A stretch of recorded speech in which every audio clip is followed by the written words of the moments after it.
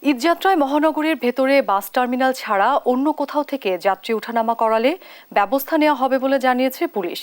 দুপুরে এক সংবাদ সম্মেলনে এ কথা জানান ঢাকা মহানগর পুলিশের অতিরিক্ত কমিশনার মুনিবুর রহমান।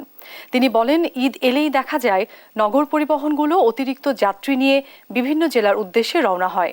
এবার তেমনটা করলে ভিডিও মামলা এবং রুট পারমিট বাতিল করা হবে।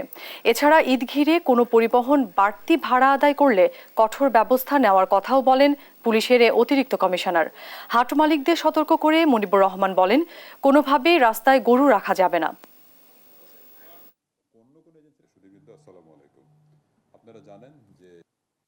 যদি কোনো লোকাল সার্ভিস যদি কোনো ইন্টার ডিস্ট্রিক্টের ট্রিপ নিতে চায় বা যদি কোনো যাত্রী অযাচিতভাবে নিতে যায়, এটা তাদের জন্য একটা রিস্ক, তাদের জন্য একটা ঝুঁকি তৈরি করবে। সেক্ষেত্রে আমরা হয়তো অনেক সময় তাদেরকে যদি নিবৃত্ত করতে নাও পারি, আমরা কিন্তু ভিডিও ক্যামেরা দিয়ে তাদের রেকর্ড করে রাখবো। পরবর্তীতে কিন্তু তাদের দরকার রুট পারমিট, ফিটনেস, এইসব ডকুমেন্টারি যে জিনিসগুলো আছে সেগুলো নিয়ে আমরা কাজ করবো এবং পরবর্তীতে তাদের বিরুদ্ধে কঠোর ব্যবস্থা নেওয়া হবে।